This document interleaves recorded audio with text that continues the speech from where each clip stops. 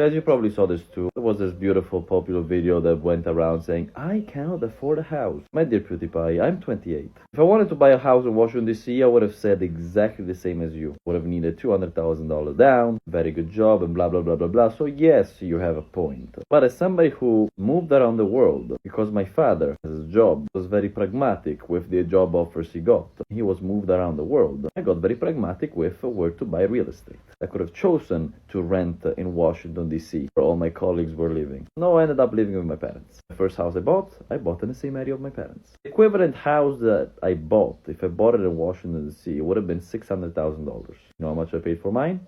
$100K.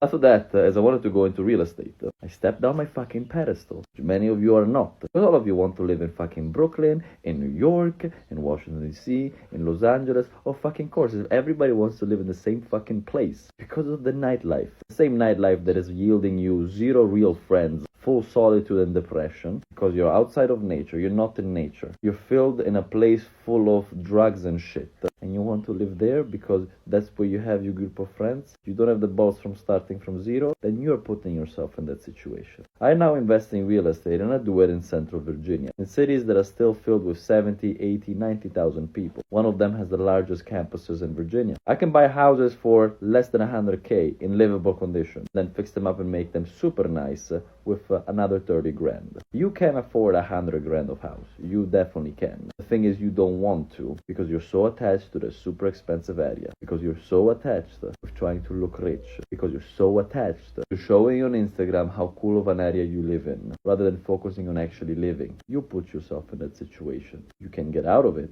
Requires some effort because you're now embedded in it, but you can buy a house, just not being pragmatic about it.